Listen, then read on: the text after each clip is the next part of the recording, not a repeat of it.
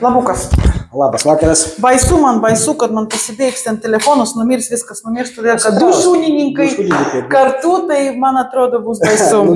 Kalbėsime iki ryto. Nu tai sveikas, laba diena. Labas vakaras. Prisistatyk žiūrovams. Egidijus Dagilis esu, kinologas. Ekspertas? Ekspertas nacionalinės ir tarptautinės kategorijos, teisėjas. Ne FCI, čia gali nesakyti. Ne, viskas gerai, todėl kad yra skirtingų organizacijų, jeigu žinote. Pasaulio organizacijų ir ne viena, tikrai keletas stambių organizacijų, dar smulkesnių organizacijų, tai taip, kad, gaila, aišku, kad ne FCI, bet... Bet pagrindė tu esi medžioklinių šunų veislių žinovas. Medžioklinių šunų galbūt daugiau ekspertas ir lauko bandymų teisėjas.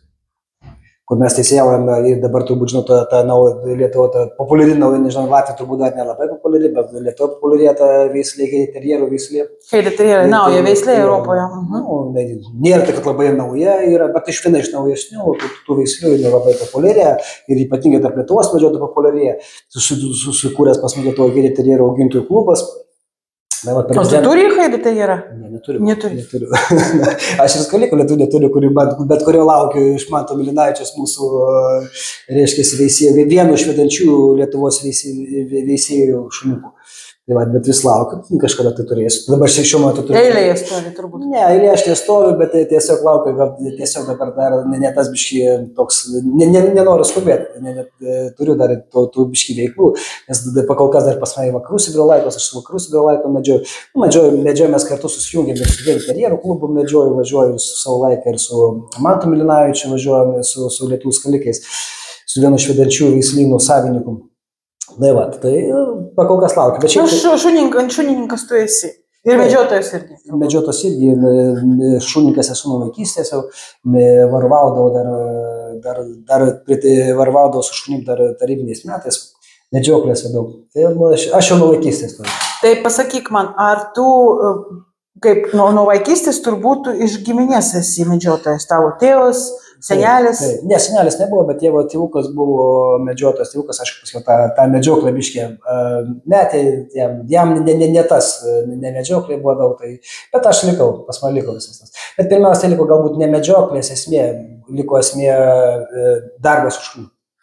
Ir man dabar daugiau patinka varovauti iš tikrųjų su šuniu miške, girdėti jo lojimą, jo balsą, negu stovėti linijos ir medžioti.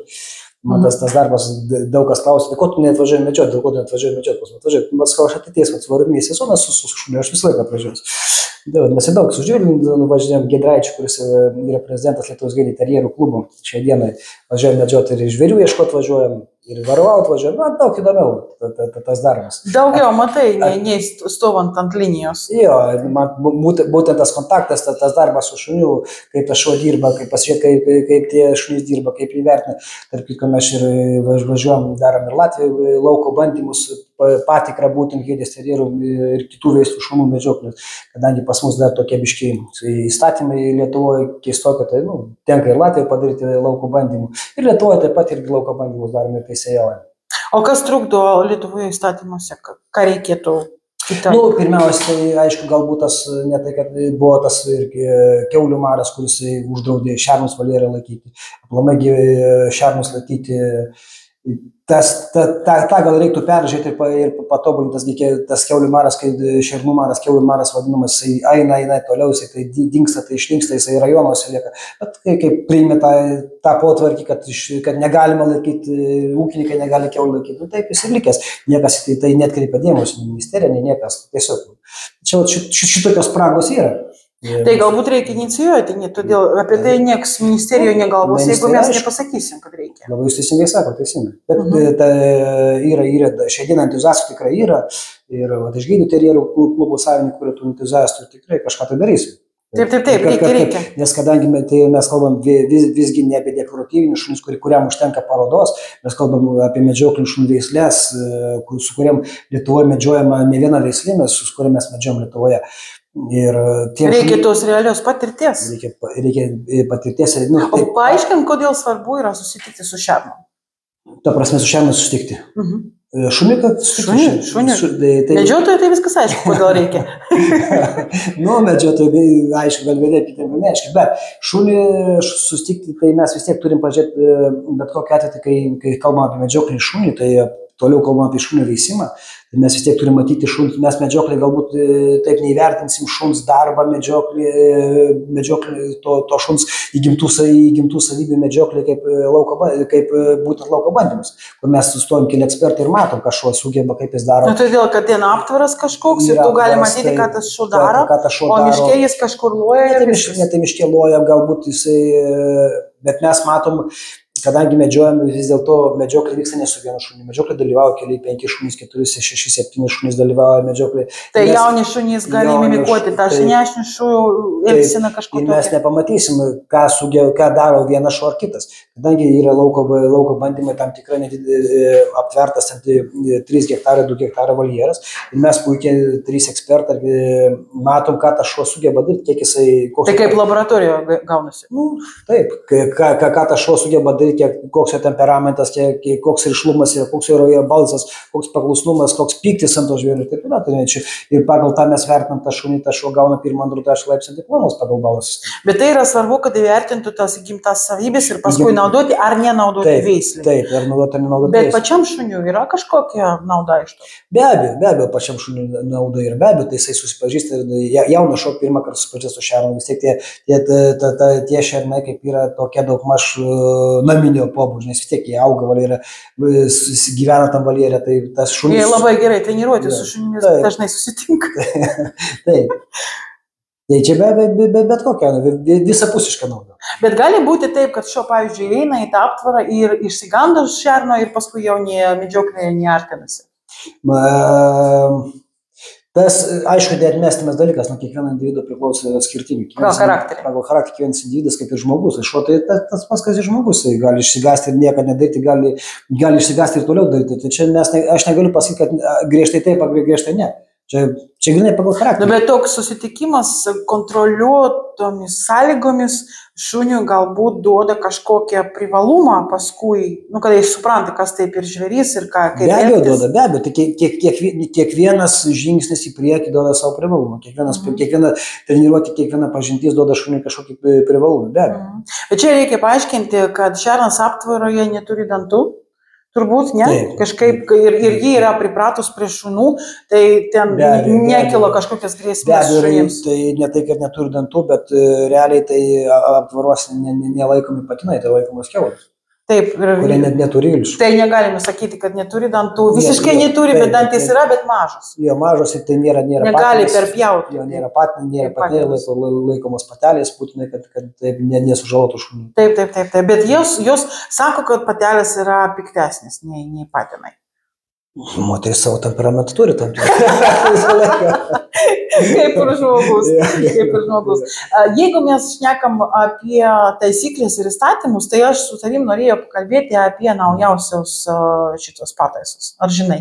Naujos pataisų aš dar per daug nesigilinau, negaliu tą. Ką tik pasirodo vakar, šiandien, nemačiau. Žodžiu, rugsėjo 2 savaitę pasirodo pakeitimai gyvūnų gerovės įstatyme. Jo. Dabar jau draudžiama veisti, prekiauti, eksponuoti, atiduoti, parduoti šunis ir kitus gyvūnus, kuriems yra pakeista išvaizda chirurginių būdų. Žodžiu, uodegų ir ausų kirpimas yra uždraustas. Jo, bet tas aš... Pagal įstatymą viskas. Pagal įstatymas jo, bet tas uždraudimas šunų uodegų kirpimo, tai jeigu žiūrint į tą šuns gerovę, kadangi tai yra daroma jaunam mažiukų šuniui, tai aš nemanau, kad jis tikrai kenkia. Tai nemažam, reikia pasakyti, kad nemažam šuniugui, kas jau yra, nežinau, ten mėnesio amžių, bet tai 2-3 dienas, kada jis visiškai neturi ten šito medžiagų. Jo, dar tos kremzlės yra nejautrios ir jis neatsiminimų tikrai neturi. Nu, čia yra, mano maniau, tai čia perdėtas dalykas.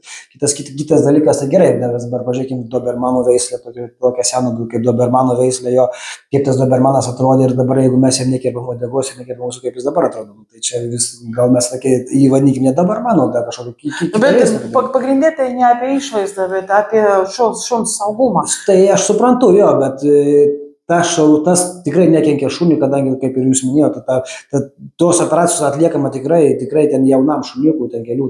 Nu, tai pirmas dalykas, bet apie dobermaną, jeigu mes kalbam, ar apie, pavyzdžiui, Kaukazo aviganį, arba ten kitus didelius aviganius, ne vokiečių, bet didelius. Tas ausis kirpiamas todėl, kad vilkas negalėtų jį pagauti. Apie tai yra saugumas. Tai yra saugumas. Ir medžiokliniams šunims taip pat, jeigu aš teisingai suprantu, terjerams ir visiems uodegos kirpamos, todėl, kad, dėl saugumo medžioklė sudėtingoje situacijoje. Sudėtingoje situacijoje, aišku, dabar tie visi, kad, aišku, mes takso nekirpam uodegos, bet tie visiems kitiems šuniukam, kurie trumpa uodega, dabar kaip tas šuniukas su ilga uodega, kovoti su lapė ar su barsukum, tai jam irgi yra pavojų didžiulį. Tai uodega bus. Ir dar vienas dalykas, visiems gyvūnam, ir šunim, ir visiems kitiems gyvūnam jau uodega yra pati jautriausia vieta yra. Dėl ko mes dabar atkreipkim dėmesį, jeigu kontaktinis yra medžioklinis šuo, jisai kur taikosi, kad ir šarnikas. Į užpakalį uodegą arba jaus. Nes jisai irgi, matomai, genetiškai jis žino tą turi iš patyrimo, kad čia šitoje vietoje jisai nugalės priešininką. Nes šuo irgi mąsto, kaip tą priešininką nugalėti. Nes jeigu šuo nemąsto, kaip tą priešininką nugalėti, tai tas šuo žūsta. Anksčiau ir tas šuo žūsta, bet daugumą šunų jie mąsto, kaip tą priešininką. Jis įvertina priešininką, ar tai didelis šernas. Tai gali man to šerno nepaimti, bet jis ir mąsto taip, kaip tą šerną man geriau paimti. Kaip padaryti priešininką, tai nukautuotą. Tai kiek man tekia irgi matyti tokių kontaktinių šunų, jie visą laiką čiumpa už ausies, o šerno ta ausis labai skausminga. Tai tas pats ir šunų. Jeigu tas vilkas, kaip, sakykime, Azijos ar Kaukazo aviganis pagriebs už ausies, Azijos Kaukazo aviganis bus nugalėtas. Jis neturi pranašumų, jis jau neturi, šitoje kovoje jis neturi pranašumų, o šitos veislės jos buvo sukurtos tam, kad jos saugotų avių badas. Bet žinai, visi pasakys, šiuolaikinėme pasaulyje tai yra nesvarbu, todėl kad dabar ne medžioklė, ne aviganų darbas nėra svarbus. Jo, bet tada mes nukrypstam vėlgi nuo šuns veislės specifikos. Kam ta veislė tada buvo išveista? Bet kiekviena veislė buvo išveista tam tikram darbui, tam tikram savo funkciją atlikti. Taip kaip ir kolega Paulas minėjo, nuo viduramžių tie šunys jau jie buvo atskirti, ką jie darys. Ar jie medžios tie šunys, ar jie saugos kiemą, ar jie dar kažką darys. Ir laikui bėgant, amžiams bėgant, tas šuns darbas dar labiau plito. Dar specifika jų plitos. Tai jeigu mes kalbame apie medžioklius ir šunys ir aviganius, kurie saugo bandą, tai jie buvo išvesti tam, kad tą darytų.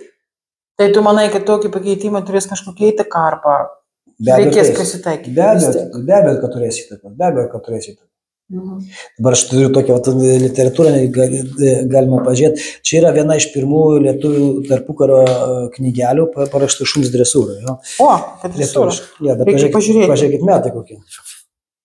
37. Praeitų amžių. Tai jau praeitų amžius. Mes Lietuvos... Drausmės pratimai. Jo, bet mes pažiūrim būtent į tas, čia yra jau parodos kelios veislės, kurios dominavo. Čia mes kalbame apie... Čia yra, pavyzdžiui, pratimas prie smūgių, tai turbūt kažkokie apsaugos šunims, ne? Jo. Nemedžiokliniams. Ne, čia yra, mes kalbame apie nemedžioklius, apie tarnybinius šunius. Tarnybinės. Jo, bet jeigu mes pratęsime apie tą dobermano veislės, tada mes pažiūrėkit, kokios tos veislės mums parodomos to momentu. Tai mes visi labai gerai žinom, kad dobermanas trumpas ausis, trumpa uodega, todėl kad tai yra tarnybinis šuo. Tarnybinis šuo ir jis turi būti apsaugotas nuo visokių galimybių, kad nieks jie negalėtų pagriobti ir už ausų arba už uodegą. Todėl ir buvo toks kirpimas įprastas. Tai, man atrodo, kad tai labai negerai, kad tokie pakeitimai yra, bet mes Europoje gyvename. Ir dabar reikės prisitaikyti. Bus dabar mums visi su ilgoms uodegoms. Tai gal sugalvos gyvūnų geroji, kad šunys negali mėsos valgyti, tik žolę turi valgyti, turi būti vegetarai. Šunys vegetaras. Bet tu kaip kinologas turi galbūt paaiškinti tokį klausimą, ar tai yra įmanoma ar neįmanoma, kad šuo yra vegetaras. Mes galime viską padaryti ir šunio galime padaryti, bet ar tai bus naudinga šunio, ne, tai čia didelis klausimas. Bet papasakok apie tai, koks yra ten šuo, tas valgymo, koks turi būti tas maistas. Šiaip tai vėlgi tas maistas turi būti, mes dabar daugumą tų šunų šeria sausų maistų, kur ten jis ir vitamizuotas, ir ta prasme, mėsą sudėta ir taip toliau. Bet dauguma kaip ir medžiotojų, aš kalbu apie medžioklės, dauguma šeria visą laiką medžioklę mėsą, kai sumedžiota grobį. Tuo labiau, kad mes nepamirškime dar vieno tokio labai paprasto dalyko, kai mes kalbame įsikinologą ir kalbame apie šunį, kad šuo kilęs iš vilko, tik tais iš vilko. Ir ne iš kokio kito. Ką valgo vilkas? Vilkas yra ne mėsėdis, yra visaėdis. Vilkas viską valgo, bet jam racionui reikalinga ir mėsa. Net jis negali gyventi uogom. Pagrindė mėsa. Yra pagrindė mėsa. Bet jie augalais irgi minta ir žuvis jeigu gauna. Teisingai, žuvis irgi gauna, teisingai, bet jis yra vis tiek jo vilko specifika ne žvejoti, o medžioti. Tai šuo žmogaus kažkada tai buvo prijaukintas dėl to, greičiausiai, kad pamatė žmogus, kad vilkai sugeba labai techniškai medžioti. Jie medžioja labai struktūriškai ir kaip tikri medžiotojai, vieni užvaro, kiti medžioja. Tai šuo greičiausiai buvo prijaukintas pagalbai žmogus, kaip medžioti. O čia ateina tos medžioklinės veislės, kurios minta mėsa, kurios medžioja tą grobį. Taip. Yra tokia nemintis, pamiršau tą žodį, neatsimenu, atsiprašau, bet yra tokia mintis, kad žmogus kažkada prieš daug metų išmokdavo variminį medžioklę iš vilkų. Jo, galbūt tokia mintis tai sakau, dėl to tas šuo galbūt greičiausiai, tas vilkas buvo galbūt priartintas prie žmogaus ir prijaukintas kaip šuo, kad būtent dėl medžioklės specifikos padėjimo. Bet pati ta variminis medžioklės eiga, galima sakyti, mes išmokdavom iš vilkų. Greičiausiai gal tikrai taip, nors aišku yra kita teorija ir archeologų turbūt ir kažkokių mokslininkų, kad šuo buvo prijaukintas kaip lengvas grobis medžiotojas. Kai vilkas buvo prijaukintas kaip lengvas grobis, tai ta prasme, jeigu medžiotojas nesumedžioja, bet čia irgi logikos yra tame, jeigu...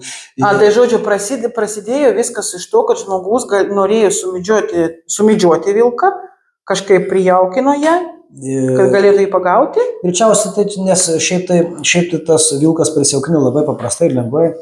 Vilkai tai greičiausiai paėmė mažus vilkikus, vadą kažkokią tiesiog priaukino per tam tikrą laiką, jau kada gimsta žmogų auginami, tai jis jau pasidaro kaip pirmaminis. Kaip laikas? Taip, aš žinau. Laika viena iš tokių veislių, kur dar arčiausiai stovi greičiausiai vilkų. Taip, ir labai dažnai buvo to taip, kad laikas buvo maišomas su vilku. Jo, buvo toks, tarp kitų, ta istorija apie Adolfą Kuzavinį, tai buvo toks irgi, netgi vienu momentu zoologijos sode buvo laikomi vilkai ir laiko dokumentus rašė, kad tėvas ar mama vilkas zoologijos sodų. Tai tokių irgi buvo. Taip, dar ir dabar yra tokių laikų, kur dokumentas yra paminėta, kad vilkų kažkokie ten kraujai yra. Buvo tas tarybiniais metais, Adolfas Kuzavinis savo būtent veislinę, Vėlvarškų veislinė laikė prijaukintus 2 vilkus, patinė ir patelės jis labai prijaukino, aš turiu jo nuotraukas su tais vilkais, vienas vilkas netgi gerdavo šampaną, Sovietskai yra nuotraukas, jo, tikrai geria šampaną vilkas, jisai buvo, ant tiek buvo prijaukinti kaip šunys jie, ir jau tokia mintis buvo ten, būtent tą kerkimą daryti, vilko su šuniu, kad pagerinti, reiškia, šuns laikos medžioklinės savybės, ypatingai piktumų. Nes, pas mus tarybiniais metais, kada jas pradėjo laikas įvežinėti iš Rusijos, 60 metais, tai jeigu, jau taip skaityti medžiotojai, jeigu laiką nepuola, negreibia šerną, tai nemedžioklė iš nors iš tikrųjų tai laiką turi apsupti šerną, laikyti ir loti. Bet pagrindė laikos jau buvo išveistas šito kailinių gyvūnų medžioklė. Jo, kailinių gyvūnų, tai Sibirė visai laiką kaip medžioklė šunys yra universalus, jis gali dirbti ir apatinę uoslę ir viršutinę, ką negali kiti šunys dirbti, būtent viršutinę uoslę. Rasti kailinių žvėrių medį kažkur tai aukštai, ką sugeba laiką padaryti. Tai va, bet šitas jų specifika yra ir daugumą tų laikų buvo tos kailinės atvežtos iš Sibiro.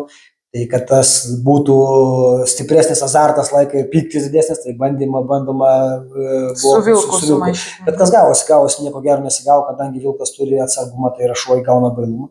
Šuo įgauna bailumą, tai jis gali įgyti agresiją žmogų ir taip toliau, gindamas save. Tai ne tai, kad jis agresyvus ar psichiškai nesveikas, bet gindamas save jis gali įgyti agresiją, kaip vilkas. Vilkas tai atsargus bėga nuo žmogaus. Šuo nebėgs, šuo tiesiog tu esi prie tau dantis paruds ir puls. Taip ir vadinama kaip bailės agresija? Baimės agresija, ne tai, kad baimės agresija, bet baimės tiesiog savisauga. Šuo mes žmonės, tai galime pasakyti, tu nuo manęs ten toli neda kažką, tai pas jūs ten kažkiek. Bet šuo negali pasakyti. Šuo negali, šuo dantim parodys, kad tu man nepatinki ir aš tau to parodysiu. Jis nepasakys, jisai to puls ir atrodys, kad niekur jisai tiesiog tai puls, bet tai yra savisaugo jisai. Nėra greičiau jo psichikos nestabilumo. Tai va, šunys sumaišyti su vilkais tai gydavo ir antras dalykas, vilkas neloja kaip šunį. Medžioklė šuo reikalingas, kuris loja. Jeigu mes jau imkime tą šuns ilgą istoriją, tai ant faraono, ant mūsų antrojo kapo yra du šunų tipažai matomi iškalti. Tai vienas tipažas yra kurtiniai šunys su stačiom ausim, ir sekantis yra tipažas eina su šunys su nuleistom ausim, panašus galbūt į mūsų Europos, ne tik Lietuvos, aš kalbu tą planą apie įskalingo tipažo šunys. Nes jau tada medžioklai, matome, ir faraonai matė, kad šunys reikalingi medžioklai, kurie loja. Neužtenka, kad kurtinio tipažo, kad jis dar bėgs, čiups tą žvėrį ir jį nužudys tą žvėrį, nukaus ir jį paliks, arba tiesiog sutraskys su jais, kol nedadais medžiotis. Reikalingi medžioklai šunys, kurie loja. Tai ką faraonai medžiodavo su šunimis, kurie loja, krokodilus? Kodėl krokodilus? Jie turėtų medžioklės plotų daug. Tai mes imkim, kad faraonų ne tik jis valdė Egiptą, bet jis daug valdė. Kitas dalykas, mes ko puikiausiai žinom Švento Huberto paveikslą, medžiotojų. Medžiotojų, reiškiasi, kas nutapė Šventą Hubertą pats pirmas. Šventą Hubertą nutapė 1501 metais Albertas Dureris. Nutapo Švento Huberto paveikslą, kur mes irgi labai puikiai matome dviejų tipažų šunis prie Švento Huberto, klūpinčio Švento Huberto dviejų šunis tipažas. Vieni šunys eina kurtinio tipažo su stačiom ausim ir matome to pačius kalikus nuleistom ausim. 1501 metai.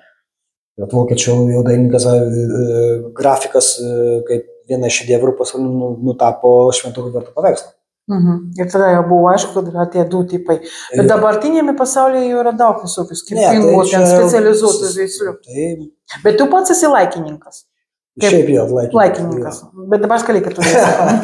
Bet gerai, irgi gerai. Nes skaliko neturi, tik skaliko laukus. Bet bus. O kodėl, pradėsim nuo laiko. Kada tu pradėjai su šunimis dirbti, veisti kažką tokio? O, tai sakau, čia nuo vaikystės. Šiaip tai nuo vaikystės, bet tas galbūt viskas sudėmės eina nuo metų, ta prasme, paauglystė, vaikystė, ateina kažkokie etapai ir tu pradedi tą daryti. Bet tu tapai medžiotojas prieš kinologo ar paskui, kaip buvo? Medžiotojas kinologas, kad kinologas medžiotojas? Ne, medžiotojas tapau prieš kinologą. Papasakok, kaip tu sugalvojai, kad būsi medžiotojas? Kaip medžiotojas, tai skau, tai medžioti, tėtis medžiojo, tai aš varavau medžioklėse, mano vaikystė buvo ta visa medžioklė artima. Tai buvo normalu, kada atėjo amžius, tai jau čia buvo normalu. Gavai bilietą ir viskas. Mūsų dar laikais tarybiniais, dar šeštadieniais eidavo į IT mokyklą. Taip, atsimenu, tikrai. Neįdavo į mokyklą, bėgdavo iš pamoką, važiuodavo su tėvu, kai į medžioklę varau. Kai tik ateina sezonas, tai man šeštadienis mokyklos nėra ir paskui rašo tėtis, supranti, tuos visus paaiškinimus, kur aš buvau. Taip. Nes tais laikais dar reikia šeštadieniais eiti į mokyklą. Tai kiek metų tu esi medžiotojas? Šiaip medžiotojo bilietą turiu nuo 91. Fantastika. Nėra taip labai daug, senas. 33 metai. Pakankamai. Fantastika, gerai. O paskui tu kažkada sugalvojai tapti oficialų kinologu. Taip.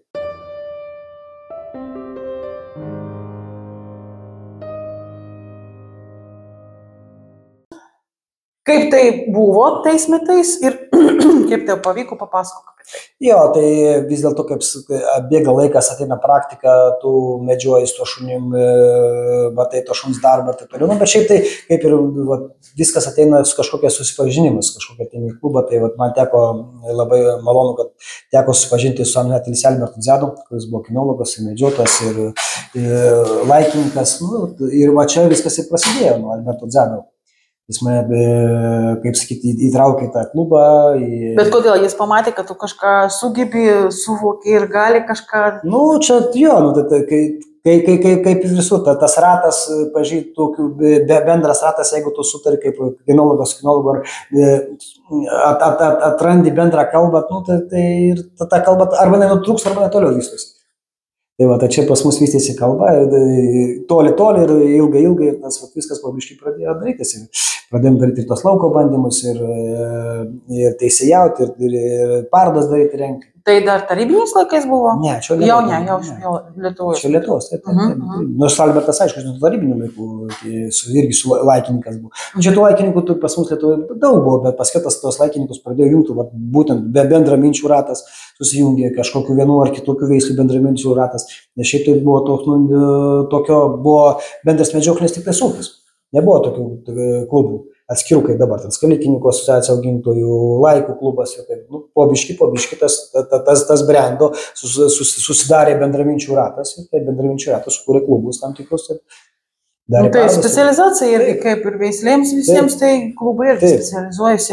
Bet tai yra gerai, todėl, kad, man atrodo, tu geriau žinai vienos veislės specifiką ir gali su tiems šunimis tikslai dirbti. Taip. Pasiekti kažkokius tikslus suprasti. Ok, ir dabar tavo mintis yra platinti savo patirtį, tai iš savo tos kažkokios organizacijos dabar nori ir į FCI pereiti. Ne, tai čia tas kadangi tų bendraminčių ratas atsiranda tikrai gerų draugų, tikrai gerų bendraminčių ir vis dėlto aišku, tas, kai mes kalbame apie... Bet tu galėsi plačiau dirbti, daugiau daryti, ar ne? Mes kaip ir kalbame apie tą FCI, tai viena didžiausių kinologinių organizacijų, kaip bebūtų. Pasaulyje, tai vis tiek. Ir dauguma klubų tai dirba su FCI, tai čia nuo to, kaip sakyt, tu gali kažką daryti atskiro, ten uždaro, da kažką, bet vis tiek reikia eiti į priekį ir žiūrėti į ateitį. Man atrodo, kad pagrindinis toks privalumas FCI yra ne tai, kad tai didelė organizacija, ten prestižas arba kažkas kita, bet tai, kad yra tas genetinis įvairybė didesnė, tai genetinė. Daugiau šunų. Yra tas jo, savo turi tą privalumą, be abejo, taip. Tu geriau gali dirbti su veislės savybėms, tai surasti. Žinot, aš kai rašiau bakalaurinį darbą, LSM, apsigyniau praeitais metais, gegužę. Mano toks buvo... Kas yra LSM? LSM, kas yra? Lietuvos sveikatos ir mokslo universitetas. Ir apie ką buvo tavo darbas? Mano darbas, aš labai darbą norėjau iškelti, reiškia, savo mintis, dėl ko mūsų lietuvių skalikas iki šiol nepripažinęs kaip FCI veislė. Ir aš daug informacijos rinkau, daug tą darbą dirbau ir kada mes susėdom su dėstytoju aptarinėti mano darbą, prieš jau apgynimą, sako, žinai, sako, čia taip įdomu, sako, aš tu pasako, sako, čia be galo įdomi, sako, istorija, bet sako, ne tas universitetas, kada jeigu tu stosi, kada nors, sako, į istorijos fakultetą, sako, tada, sako, šitau darbas be galo geras, nes, sako, pas mus reikalingi skaičiai ir indeksai. Tai man teko lyginti seną lietuvių skalikų standartą su nauju. Seną parašė Goštatas, o parašė Mantas Milinavičius, vienas iš vedančių dabar lietuvių skaliko veislynų. Senas tai praeito amžiaus, o naujas yra šio. Aišku, tai man teko lyginti, bet kas įdomiausia, kad kai aš pristatinėjau darbą, ten, aišku, tos lentelės, indeksas, skaičiavimas, visų klasių ir taip toliau, darbą turėjau pristatyti per 10 minučių. Kaip ir bakalaurą ir mes su dėstytoju kalbam, sako, tu, sako, čia apie tą istoriją nepasako, čia niekam įdomus. Tu, sako, pasako apie tas lentelės, nors aš ateinu pristatyti darbą. Ką, per 10 minučių tu gali įspėti? Jo, bet nieko praktiškai, į darbą įdėti vos tai metus laiko, per 10 minučių turi papasakoti. Bet pagrindas turi papasakoti indeksus ir lentelės. Gerai, aš galvoju, sėdė komisija, aš pradedu pasakoti, ten tos indeksus papasakoti per 3 minutės perverčiu ir paskui pradedu visą istoriją apie lietuvių skaliką atsiradimą, nuotraukas, senas tarpukario nuotraukos, kurias įdėjau į tą darbą, vis dėlto parodžiau, kaip tos skalikas atrodė tarpukario medžioklės. Baigiu savo pasakojimą, visi, reiškia, komisijos klausimų. Niekas neklausė apie indeksus, niekas neklausė apie tas lentelės, o ten visiems nusibodo. Visi klausė apie istoriją, iš kur, kaip, dėl ko, iš kur ta nuotrauka, kas atsirado. Taip, tai ir daug įdomiau. Visi klausė, ten viskas, visa tai buvo įdomu istorija. Paskui dėstytojas man atsistojo, sako, gerbiamas, prašau, baikit jūs jų klausinėti, sako, nebus galo, sako. Mumis dar, sako, čia 20 studentų laukia, sako, pasi nebus galo, pasako. Super.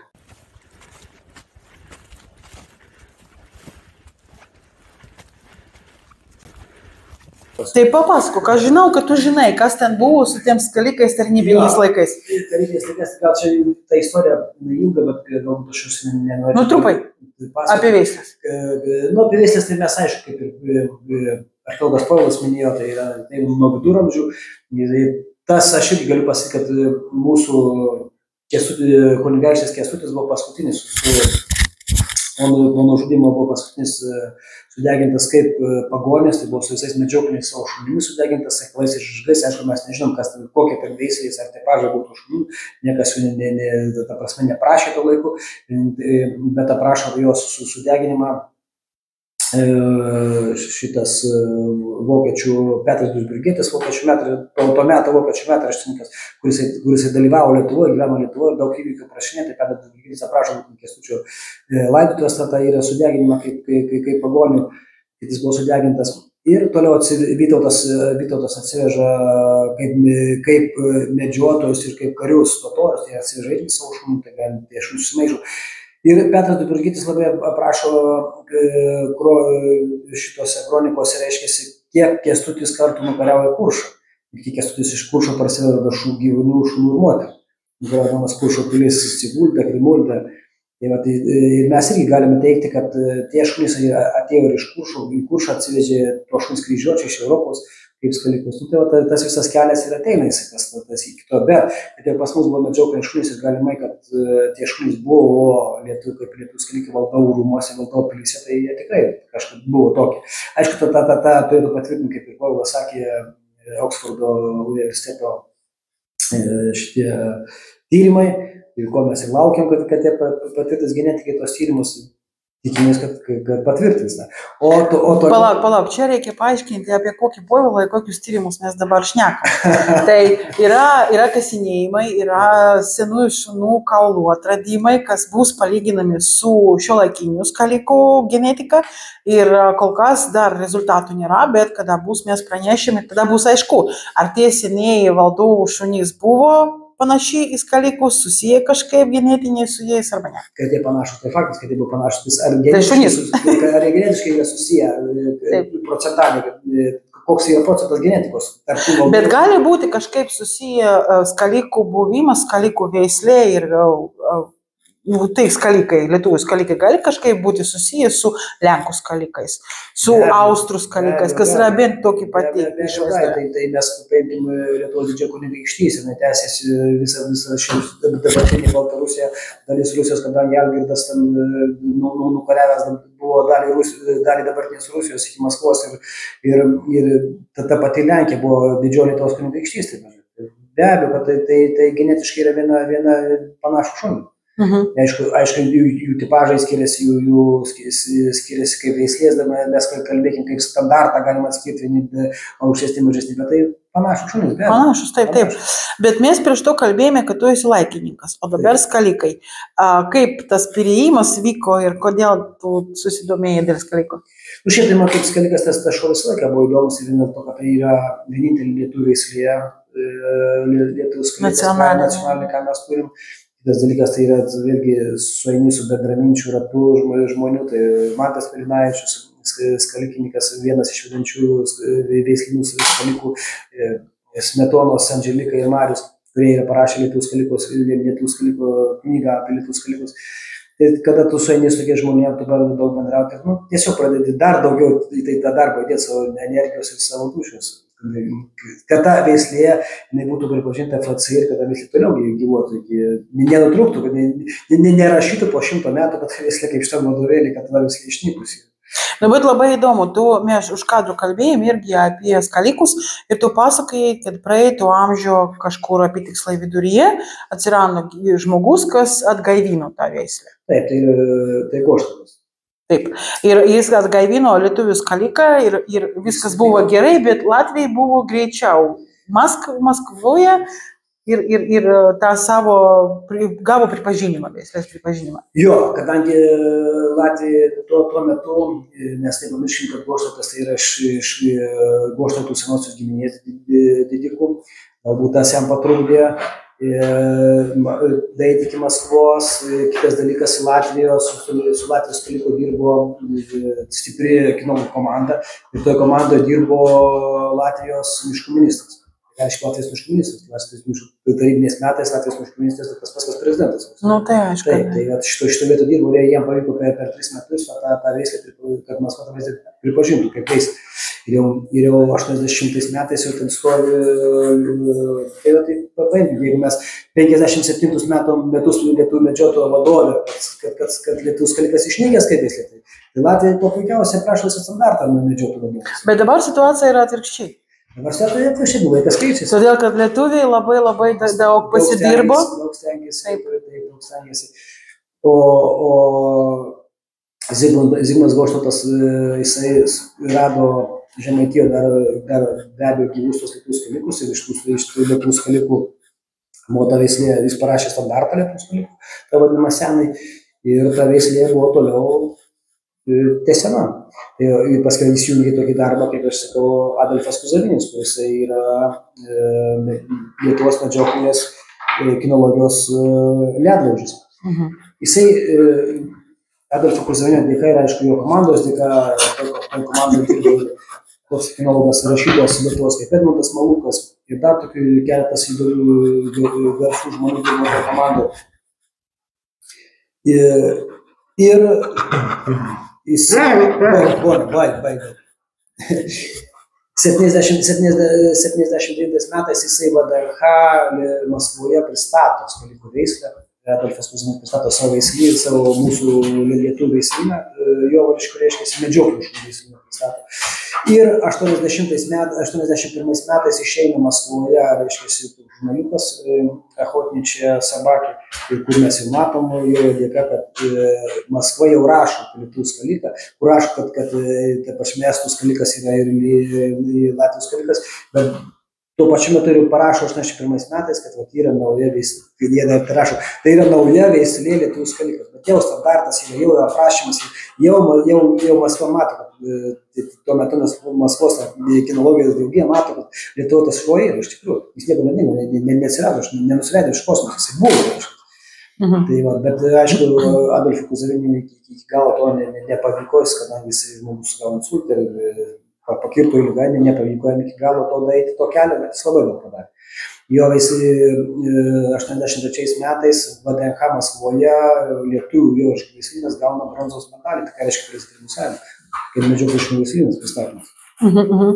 Bet tuo metu skalikų buvo daugiau nei dabar? Ne, be abejo, kad mažiau. Bet čia nėra kalbėti. Mažiau, aišku, mažiau. Jeigu šiandieną mes pristačiom apie 1400 1500 skalikų, tai mes negalim tada laiko pasiekti žymiai mažiau. Bet dabar taip, jeigu aš teisingai suprantu, jau yra paskutiniai žingsniai liko iki pripažinimo FCI. Nedėlį tie žingsniai liko, tai labai daug dirba ir Matas Milinavičius, ir Andželikos Marinis Smetonas dirba su to klausimu.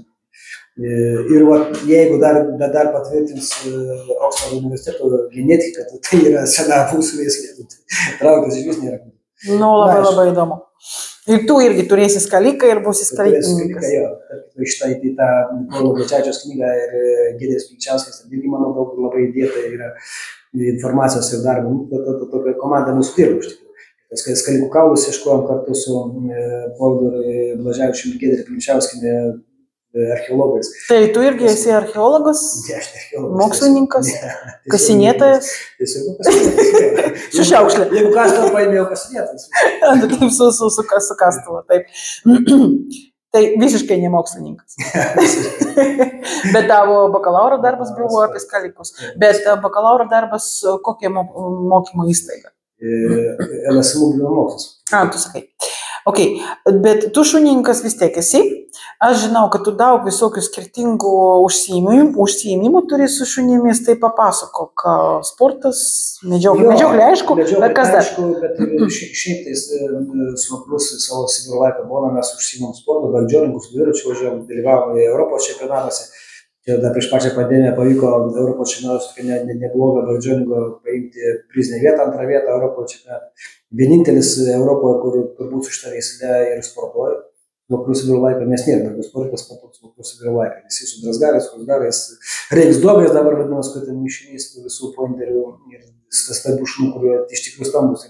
Tai sportiniai šunys, Eurodogas ir dar vienas buvo kažkoks Reiksdogas, taip, sportiniai, specialiai sportui skurta veislė. Bet kuo puikiausiai sporto ir laiką, aišku, vis dėlto šitam šunį medžioklai bus pirmojo vietų medžioklai. Tai papasakok, kaip tai buvo. Kaip tai buvo Kernavė, reiškiasi, paskutinis etapas, nes Europos čempionatuose Baltika po taurė yra 3 etapai, ketvirtas ir paskutinis etapas, užbaigiamasis, turi praeiti sportą 3 etapus, į Latviją, Estiją ir Lietuvą, paskui ketvirtas būna pasirinktinai ir ketvirtas buvo etapas reiškiasi Kernavė, miške, tos varžybos vyksta miške, ne kažkur asfaltame mieste.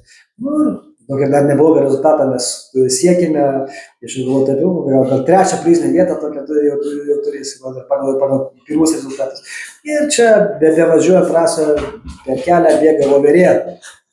Ir Bona? Bona sako, tu su dviračiu važiuok vienas, aš einu paskui voverę. Ir tai mane su to dviračiu iš šono, einu paskui voverę. Aišku, mes susivaldėm, viskas tvarko, traumas svarbiausia negavom, bet laiką praradom. Laiką prarado, bet voverė gyva. Viskas gerai. Na, bet dar yra užsiėmimų. Jo, dar yra užsiėmimų. Mes bėgame ir biatlonus. Biatlonas yra 10 km bėgimas su kliūtimis. Neatlieka kliūtis, turi šuo atlikti užduotis, pralysti pro purvo visokiausių barjerų, šokti per barjerus, plaukti vandenį ir tu kartu lipdys už kliūtimis, tai viską darai, tai yra 10 km, kokios 10 kinčių ruožų. Ir taip vakarų Srilanka ko puikiausias atlieka, ir plaukia, ir sėdė, ir išsėdė. Šiemet toks irgi buvo Ramzio, pas mus toks Lietuvoje biatlonas Ramzį paminėti, kur nušovė vienas medžiotojas, tarnybinį šunį pasieniečių Ramzį. Tas šiemet buvo toks jubiliejinis joje, biatlonas jam atminti, kiekvienais metais daro. Tai mes šiemet irgi dalyvavom su Subonu. Puikiausiai tą viską atlieka, bet šiemet tokia viena buvo užduotis, reiškia šunį paguldyti vandenyje, upelį. Šuo turi išgulėti upelį, sėdėti ir nesėdėti, bet šuo turi išgulėti upelį, tu turi nubėgti nuo šuns, atsitraukti 5 metrus, pralisti per barjerus ir paskui iššaukti šunį. Net tarnybinį šunį, kuris galvoja, ko puikiausiai, aš čia paguldžiau upelį, ko bijau, ką nepadarys. Aišku, dviračiu nevažiuot moka. Turi šunį pasodinti į karutį ir pravežti su karučiu, šuo turi įsidėti karutį ir pravežti pro kliūtį su tą šunį, viską daro, moka, bet galvo vandeninį neišgulės. Išgulėjo, papukiausiai, viskas gerai. Fantastika, bet labai didelis darbas turi būti įdėtas, kad būtų toks ir kontaktas, ir darbas toks. Kontaktas ir darbas. Čia be abejo, jeigu bus kontaktų ir darbo, tai šuo nieko nedarys. A dar papasakok apie mentrailingą. Jo, tai mes irgi bandėm tiesiog tam įtrailingą su šuniu, bet kaip ir sakau, jei medžioklai bus pirmoje vietoje. Tai žmogų paieška. Paieška, taip jo. Tai bandėm tą daryti, jei neblogai iš tikrųjų sekėsi, ir surado žmogų pirmą kartą ir antrą kartą mes darėm treniruotę ir atėtus. Pirma treniruotė buvo per pietuose, mes jau šunį pasodinį į mašiną ir išvailysys į mašiną. Bet kad užtvirtinti tos dienos treniruotę, turi 2 kartus daryti tą treniruotę ir vakare darė treniruotę jau kiek laiko praėjus ir taip sakau, tu nedarom tos treniruotės, nes čia nebus gerai. Jis sako, darom tą treniruotę, iš tikrųjų man pačiam net įdomu, tai nėra tarnybinį šuo, tai medžioklį šuo laiką, jinai tai daro, ieško žmogų, žmogus padavė raktus, jinai raktus pavostė žmogus, to mašinas žmogus nubėgo pasislėpti, nesurado, tai čia fantastika. Aišku, atstumas nėra tai didelis, pradžio to magiškas atstumas, tai 15 metrų, bet vis tiek nesurado tą žmogų, nes tai nemato to žmogaus, tu atvedi šunį, tai jam duodė pavostyti raktus, jis neieško, nemato to žmogus lėtas, jinai būna mašiną uždaryti daug toliau. Ir sakau, ar pamatyti, kas bus? Jo, sakau, pabandom, gerai, kad pabandom. Mes, reiškia, uždraivinam tą šunį, žmogus nubėga pasilėpė, aš atvedu šunį paleist, pagaliau pėdsaką, ir tai žiūrėtų, pakėlė nosį, pakėlė galvą, pasidairė ir ten stirnas. Nubėga 150 metrų, ten pakėlė stirnas. Ir tos stirnos, reiškia, vakarėjus ar atėjo į savo... Judėjimas prasideda prie blando ir viskas. Į savo maitinimo bazę, į savo maitinimo vietas pradėjo įsugroti. Paskui styras. Tai koks ten žmogus, ten darbas laukia manęs. Darbas laukia, aš nedėkauskirta. Bet šiaip, mes ir detekciją bandėm pas Lietuvos geriausius meisų detekcijos, kurie turi tikrai, Rolandas Simikas turi tikrai paruošęs vienas geriausių Lietuvo detekcinių šunų. Savo irgi bandėm detekciją. Tikrai neblogai sekasi, bet ta prasme, vis dėlto medžioklio šunio darbas yra pirmiausia vieta, kad neturėjom tos instinktus nuo mažens gesinti gyvybės instinktus. Bet šiaip neblogai viskas irgi sekės. Labai įdomu. Bet tu pats esi medžiotojas, o tu dažnai medžioji ar dažniau su šunimis eini į varymą? Dažniau. Šiai dieną dažniau su šunimi. Bet medžioklė tau kokioje vietoje? Nu, koks tavo, nežinau, požiūris į medžioklę? Medžioklė mano kaip ir hobis, kuris yra pirmo metu kaip hobis, bet medžioklė man su šunimi vis tiek arčiau širdį. Tai tau ne trofėjus, o darbas? Man darbas, man su šunimis. Žodžiu. Šuns darbas, šuns lovimas miške, šuns pats darbas, šuns mokėjimas, gebėjimas surasti žvėrį, susekti žvėrį, apsukti žvėrį, suladyti žvėrį. Čia viskas pats įdomus. Malonu, kad tavo šuo gerai dirba. Ja, malonu, kai nemalonu aplamai, kad ne tik malonu žiūrėti kitų šunų, draugų šunus, kai dirba. Mes kartu medžiojame ir su Mantu Milinaičiu, su Skalikais medžiojame, su Šlaika ir su Žilvinu Gendraičiu, su Geri Terjerais medžiojame. Malonu, kai kiti šunys dirba, malonu, kai visa komanda tų šunų dirba, kai gali su kitėmė žaisti, kai gali Šarvas laikyti tą komandą žaisti. Tikrai malonu.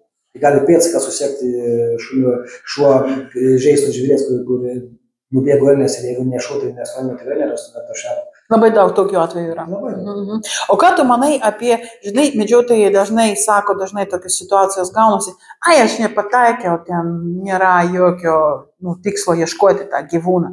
Daug tokių medžiotojų yra, daug tokių aš medžiotojų matęs, aišku, aš negaliu to žmogaus nėra, čia kiekvienam galbūt savo. Žmogus tai aišku, mes su savo akimi galbūt nesugebam ten pamatyti, suprasti, ar yra tas sužeistas gyvūnas ar nėra, bet to šunų naudojimas tokie medžioklė. Bet kokia atveju tai yra praktika rodo, kad bet kokia atveju turi tai būti. Procentiškai kiek daug yra, kada sakau, aš nepataikiau, kiek daug yra surasta po tokį šūvį? Daug, tai per tą visą laiką mūsų paieškų, tai 80%. Iš tų nepataikiau yra surasta pat paskui. Bona, labai geras šio. Gerai, gyvenam 21 amžiuje. Medžioklė nereikalinga, todėl, kad parduotuvėje yra mėsa. Kaip žinai, sako visokie. Tokius spalvos žmonės. Ką tu manai apie medžioklę šiuolaikinėme pasaulyje? Pirmiausia, tai yra, jeigu tai yra, ta prasme, taisyklingo medžioklė, tai yra, turi būti žvėrių atranka, tai yra visų pirma. Žvėriai reikalinga atranka. Žodžiu, selekcinė tokia medžioklė. Jeigu mes jų nemedžiosime, tai ta prasme, turėsim didelį vidurį. Nes yra daug labai atvejų, kaip miestuose ir tokia Kaune, ir Stirnos nuėsdavo botanikos sode paprasčiausiai. Gėlės. Varšelį botanikai. Ir daug atvejų, kai kapinėse gėlės Stirnos tiesiog nuėda ir taip toliau. Tai jeigu mes jų nemedžiosim, tų žvėrių, tai... Bet miestuose jau medžioti negalima? Taip. Kaip tu manai, galbūt reikėtų? Tai tokiais atvejais, tai paimkim ir bebrų daromą žalą. Vienas kokiam ten upelėje, kuo puikiausiai bebrų šeimų, iš tos šeimos. Klaipėda yra labai geras pavyzdys. Ne tik Klaipėda, daug pavyzdžių. Marijampolė buvo Šešukai mieste pavyzdys, kai irgi neleido medžiot, paskui vieną dieną prabunda, gražiausi medžiai pakloti. Taip, visas parkas suvalgytas. Nors vokiečiai sprendžia gerai tą problemą. Pas vokiečius bebras savo knygoje negali medžioti vokiečiai bebrų. Tai jie sprendžia tą problemą parkuose ir miestus atveria tiesiog medžius paprastus sienų. Pas mus irgi Rygoje buvo, ne pas mus Latvijoje buvo irgi Rygoje tokia problema, kad bebrai ten Pilies kanalėje apsigyveno pačiam centre, pačiam istoriniam centre. Ir ten irgi visi medžiai suvalgyti. Ir Ryga pradėjo mokėti, man atrodo, 30 000 eurų už tai, kad atvežtų jiem karklus. Bet tie bebrai tos nupjautus karklus nevalgo. Jiems nereikia tokio. Tai jeigu paimtim kaip bebras, kaip mėsą, tai turbūt žinot, kad netgi vienuolynuose 17, 16 amžiaus, 18 amžiaus vienuolynuose per pasničius leisdavo valgyti tik bebrieną. Tai bebras valgys tos šakelės ir padžiūsius, jisai valgo teisingai išrinktą žalią. Ir ką patys suranda. Taip, tai yra tokia viena problema yra. Aš galvoju, kad su šunimis, pavyzdžiui, galėtų miestuose medžioti, arba jeigu leistų lankus naudoti, tai irgi būtų labai teisingas medžioklės būdas miestuose. tylu, ramiai ir... Šiaip aš žiūriu į tą lanką labai normaliai, kaip į medžioklės ginklą, nes vis dėlto iš dabartinių karabinų žmogus šauna iš 300 metrų, iš 200 metrų ir ten yra didelė tikimybė, kad jis nepataikys. Ir didelė tikimybė, kad jis arba pataikys blogai pataikys, sužeis tą žvėrį. Daug tikimybės. Iš lankos atstumas yra tam tikras. Ir jeigu tu sportiniam interese kovoji su žvėriu, tas jeigu iki žvėries, ant žvėrės leidai iki lanko šūvio atstumo, tu tikrai pataikys. Nu, tai vienas dalykas, o kitas tai irgi reikalauja iš medžiotojų žinių ir tokio, nu, žinai, kaip sakyti, tikslo, kad tu tikrai nori tą sumedžioti, o ne paleisti šūvį, gauti savo mėsos, bet tai tikrai yra medžioklė su lanku. Tai aišku. O kaip tu matai kinologijos ateityje šiuolaikinėme pasaulyje? Aš matau tokius labai baisus ženklus iš didžiųjų kinologijos organizacijų pusės ir iš mūsų vyriausybės pusės, jeigu mes šnekame apie tos pakeitimus ir dėl uodegų ir ausų kirpimą. Bet kaip tu matai tam šiuolaikinė medžioklinė kinologija? Nu, kaip išgyventi, kaip prisitaikyti prie to viso? Jo, matot, tas visgi tie visi kažkokie ateina galbūt tos, kaip sakyti, europinės gal direktyvos, mums labai daug tą suduoda tokį kinologiniai, tai ausų karpimas ir neleidimas, reiškia, lauko bandymas uždrausti, kurie būtini šuniui kaip lauko bandymai ir šuns, reiškia, patikrinimas darbinių savybių, būtent veisimui medžioklį. Jeigu taip eisim toliau, gali būti, na kaip su medžioklį būtų, aš kalbu apie medžioklį kinologiją. Nes jeigu žiūrėti į bendrą kinologiją, turi didelę tą didžiąją kinologiją, tai ten tarnybinė kinologija tas negrėsia, jiems visai tas neįdomu, ar jis karpytam ausim ar nekarpytam ausim, svarbu, jisai savo darbą atlieka, ne. Dekoratyvinė kinologija, vėlgi, pažiūrėkit kitaip, jisai galbūt daugiau irgi sudirba šitoj vietoj mados, ne, šunų. Ta prasme, kaip ir kai kalbėkime apie tą mūsų lietuvių skaliką, tai jeigu aš išdėstyčiau tą visą teoriją, dėl to lietuvių skalikas nepripažinęs kažkokios PCI, tai vienas iš tokių, nes suveikė, ne vienas kriterijus, suveikė daug faktų, daug kriterijų suveikė tam šunį paketį.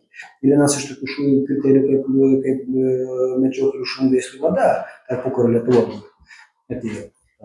Tarpukario Lietuvoje paskui atėjo tarybiniai metai, kur, aišku, taip neįmatė rusų skalikus vežti ir taip toliau. Daug tokių kriterijų. Daug visokių dalykų.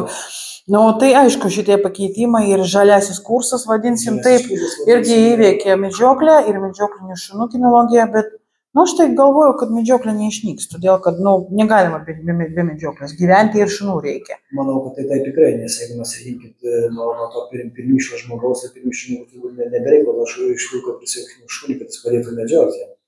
Mes galim manyti, kaip ir kalbam, kad prisiaugimai dėl maisto, kaip šaltinio greito, jeigu nesumedžios, tai šaltinis vaikštantis jau, nes tokių archeologinių šiandieną iškasenų ir faktų, kad gyvenamo Lietuvoje teritorijoje nebuvo naminių gyvūnų ar šunų.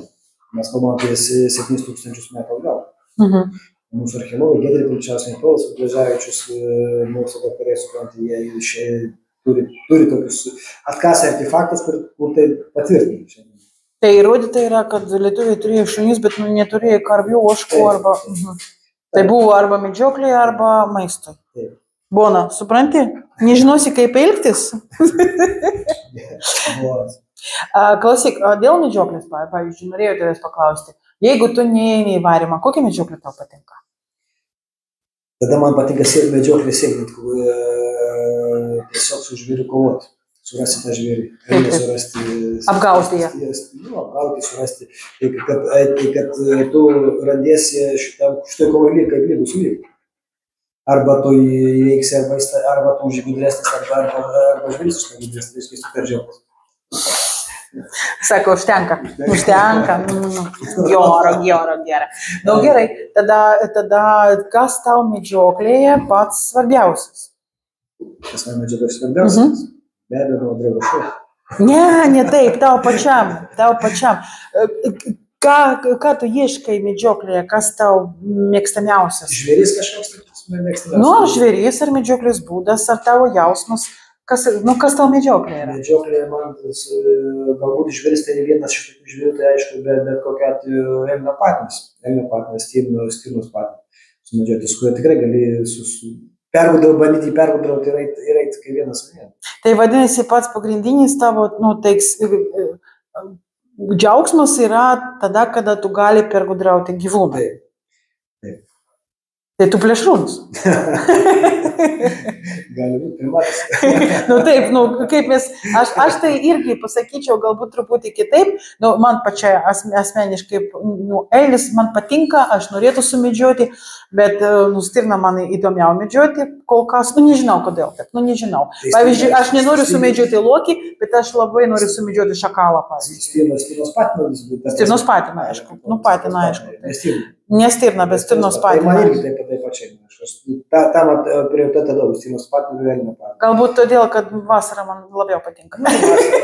Tas vasara, tas sėlimas, tas vien tik rytinis prašvitimas ryto, ta aušra, fantastika. Gamtos atbuvimas ryte.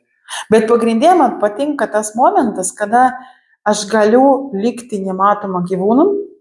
Ir tai gaunasi, kad tu esi kartu su gamta. O tas yra tas langas į gamtą. Taip, tai dėl to aš sakau, tai yra tavo sugebėjimas prieiti prie tų gyvūnų, nugalėti gyvūnų. Tai reiškia, kad... Ne tik turėti pranašumą su ginklu, kad tu ginkluotas, o žvėris neginkluotas. Bet kiek kartų yra taip, kad tu turi ginklą, žiūronus, termokamerą, ten viską, ką tik nori ir vis tiek negali sumedžioti. Labai daug, dažnai. Reiškia, tu dar tam nepribrenda, ne tiek gudrasis, ne tiek gudrasis. Tu turi, čia kaip ir sportė, jeigu tu nelaimi varžybų, reiškia, tam neskirti, tu dar sportuoti, treniruotis. Treniruotis reikia, aišku. Taip. Bet aš galvoju irgi, medžioklėje labai dažnai gaunasi taip, kad tu darai viską, ką tik galima ir negali sumedžioti. O kitą kartą stovi prie mašinos, ten rūkai, pavyzdžiui, ir jis išeina, jis stovi žiūri į tavęs, kol tu sudėsi visą ginklą, gali jį sumedžioti. Tikrai.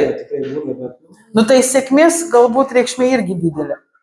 Medeinės dovana. Taip.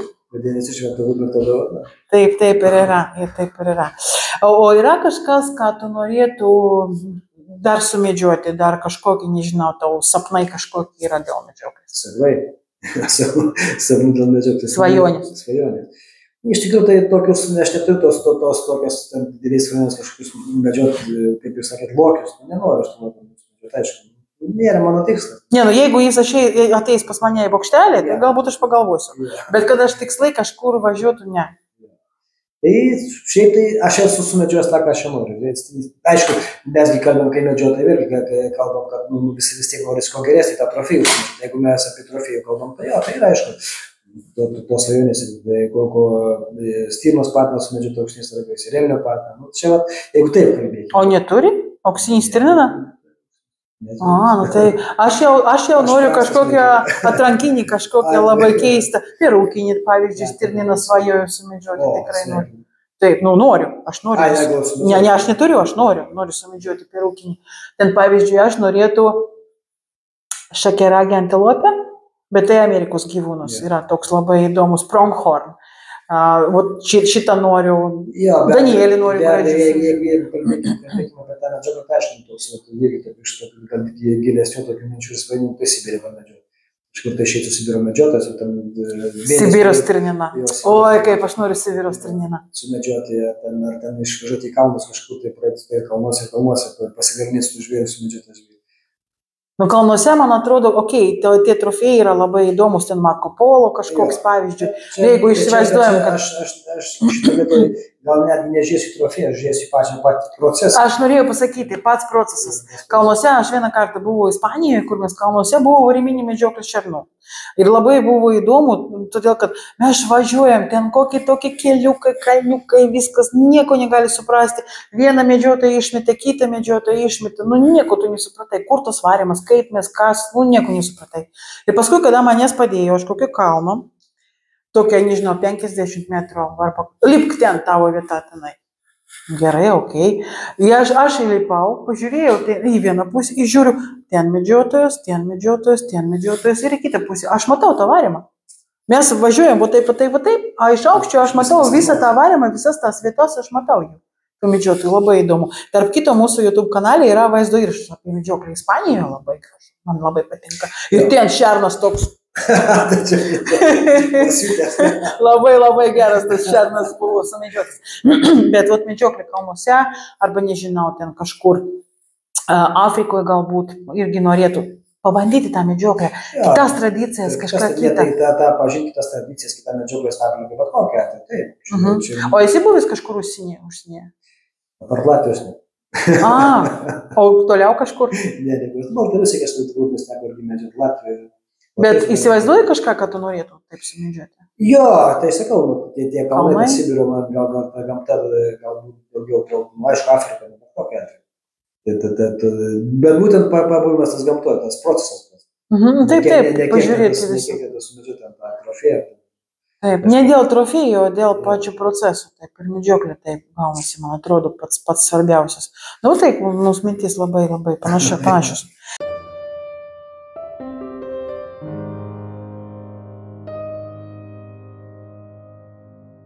Tu esi mokslininkas? Nesu mokslininkas. Truputį, taip, bakalaurą turi.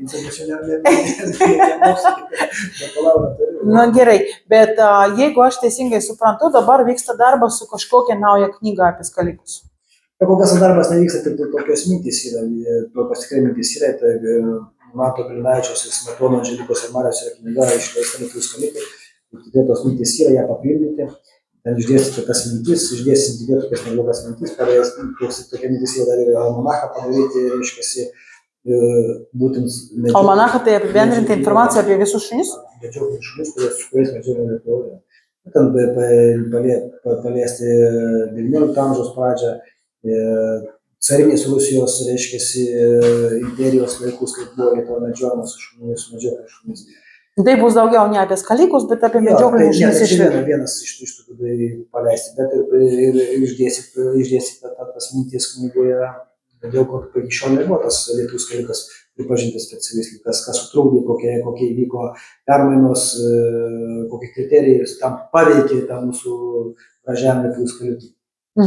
Bet mes prieš to nepakalbėjome iki galo, kokia yra situacija su tą pripažinimą FCI. Tai 1400, tu sakai, to šunų? Šiandien apie 1450. Gerai, ir kiek veislių linijų? Apie tas veislių linijas gal čia plačiai turbūt man tas papasakotų, Galinaičius, nenoriu aš ten plėstis labai, iš šito klausimų jisai labai užsiima. Bet procesas vyksta, kaip aš suprantu. Pas man tai viskas vyksta, Galinaičiui, skaudu. Šiandieną tokia yra žmonės, kurie į tą ratą suka. Nes ir Ričardas Barzdenis, asociacijos skalikų pirmininkas, tas ratas sukas, tas ratas eina. Bet kodėl tu manai, tai yra svarbu, kad būtų veislė pripažinta FCI? Kol kas yra veislė nepripažintų veislių sąraše, dalyvauti FCI parodose yra leidžiama, bet koks ten skirtumas yra, pripažinta, nepripažinta, aš tai nežinau. Bet tai mes šiaip čia automatiškai, kaip sakyti, tas pripažinimas ir duoda tą pasaulinio masto pripažinimą kaip veisė. Vis dėlto tai mes paimkime vokiečių kursgarą, Andresgarą vokiečių, jau jie parodas darė prieš Pirmąjį pasaulinį karą, šunų parodas, jau jie turėjo tą standartą ir darė parodą šunų, ko nedarė pasaulis, kaip jie būtų gaila.